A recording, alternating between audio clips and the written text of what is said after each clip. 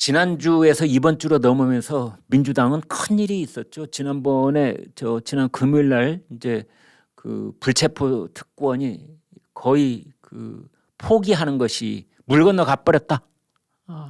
제가 그렇게 말씀을 드렸지요. 지난주 목요일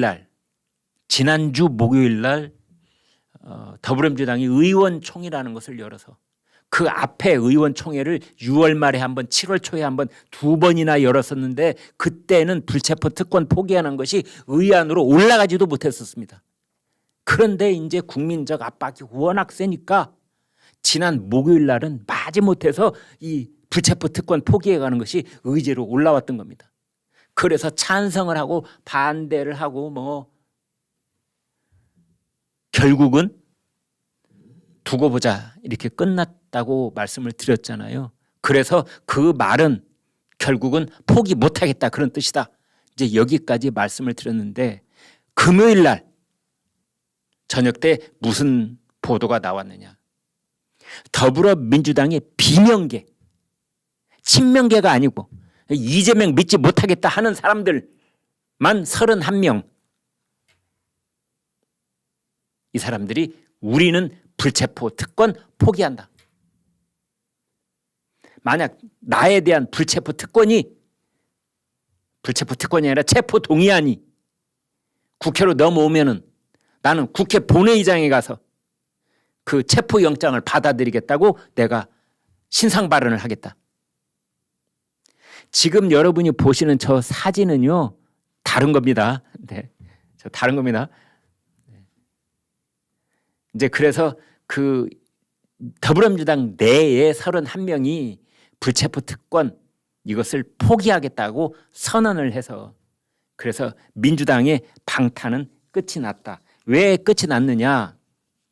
계산을 해보겠습니다. 지금 국민의힘이 112명입니다. 112명. 과반이 돼야만 절반 이상이 넘어야만 불체포 동의안을 가결시킬 수가 있는 것 아닙니까? 그러면은 우리나라 국회의원이 300, 그래서 150이 넘어야 되죠. 그러면은 국민의힘이 112, 그다음에 이번에 민주당이 31 이미 선언을 했으니까 그럼 112 더하기 31면 얼마입니까? 143. 그런데 이미 정의당은 만약 체포영장이 넘어오면 우리는 무조건 찬성하겠다. 이미 선언을 당론으로 정해놨습니다. 그래서 6. 그럼 143 더하기 6이면 그것만 해도 149입니다. 그런데 여기에 시대전환, 여기도 체포 동의안 찬성하겠다 하고 있죠. 그래서 거기까지 딱 150석이 되는 겁니다. 그 다음에 기본소득당 1석, 진보당 1, 그 다음에 무소속이 10명이 있는데요. 그 중에서도 2명 이상만 참여를 하면은 가볍게 과반이 되는 겁니다. 그래서 이제 산술적으로 그냥 단순 계산을 해도 민주당의 방탄조끼는 찢어졌다. 민주당의 방탄은 끝났다. 이제 이렇게 보여지는 겁니다. 국민의힘의 여의도 연구원장 맡고 있는 박수영 의원이 이렇게 말했습니다. 이제야 민주당이 이재명 민주당의 허물을 벗기 시작했다. 이제 국민의힘은 불체포 특권 포기를 넘어서는 한 단계 더 높은 정치 개혁안을 추진해야겠다. 이제 이렇게 말을 했습니다. 아무튼 지금 더불어민주당의 그 혁신위원회 김은경 위원장이 혁신위원장이 불체포 특권 포기 서명을 해달라 이제 그렇게 하고 있는데